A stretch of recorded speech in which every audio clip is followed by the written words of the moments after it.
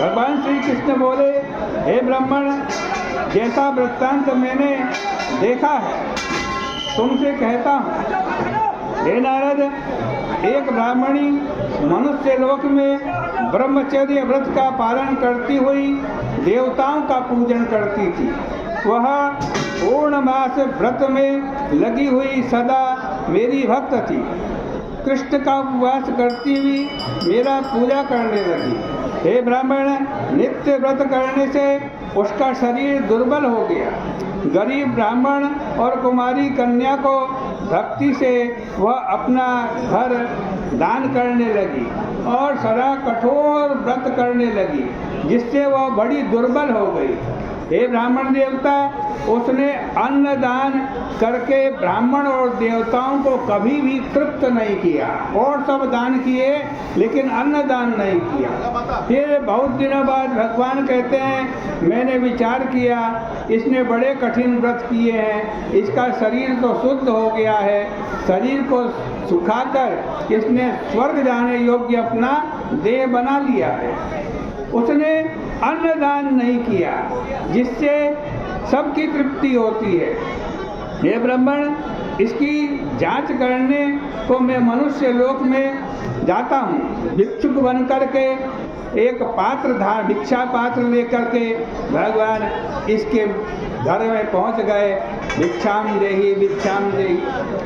हे ब्राह्मण, उसकी जांच करने के लिए जब पहुँचे, भिक्षुक रूप में भगवान गए, भीख मांगने लगे।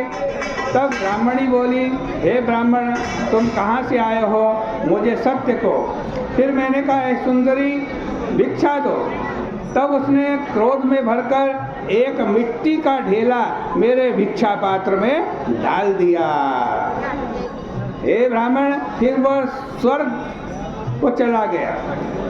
महाव्रत करने वाली तपस्विनी भी व्रत के प्रभाव से स्वर्ग में पहुंची। मिट्टी का ढेला भगवान को दान करने से उसको स्वर्ग में बड़ा सुंदर एक घर मिला, परंतु उस घर में अन्न और धन नहीं था।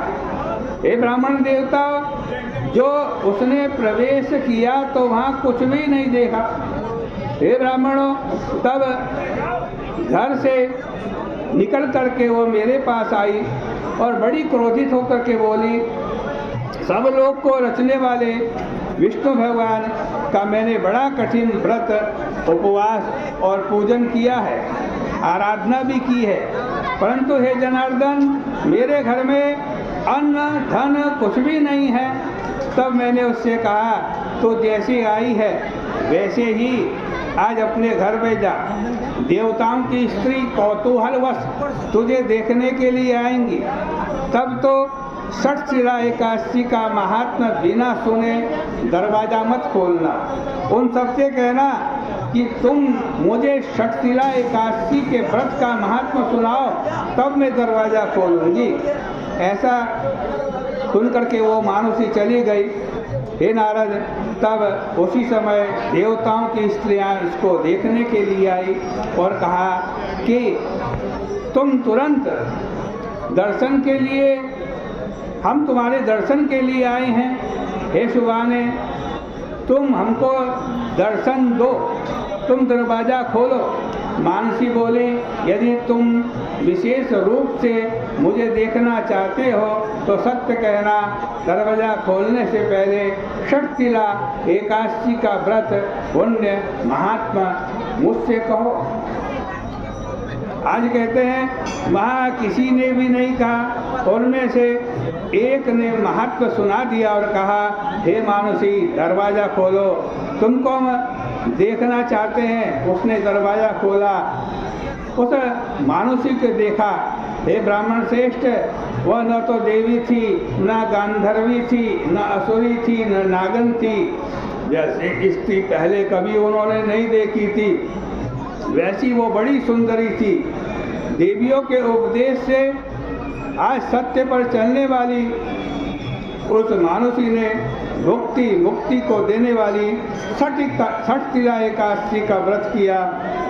वह मानुषी क्षण भर में रूपवती कांति युक्त हो गई। उसके यहाँ धन धान्य वस्त्र स्वर्ण चांदी सब हो गया। षष्ठिला एकादशी के प्रभाव से उसका घर धन धान्य से परिपूर्ण हो गया। लोभ के वश होकर बहुत तृष्णा नहीं करनी चाहिए। अपने धन के अनुसार तिल, वस्त्र आदि का दान करे, इससे जन्मांतर में आरोग्यता होती है। हे जितश्रेष्ठ, षष्ठिला एकादशी का उपवास करने से दरिद्रता, मंदभाग्य और अनेक प्रकार के कष्ट नहीं होते हैं। हे राजन, इस विधि से तिल दान करने से मनुष्य सब पापों से छूट जाता है, इसमें संदेह नहीं। विधि पूर्वक किया हुआ दान सब पापों को नाश करता है। हे मुनिश्रेष्ठ, इससे शरीर में थकावट, अनर्थ अथवा कष्ट नहीं होता।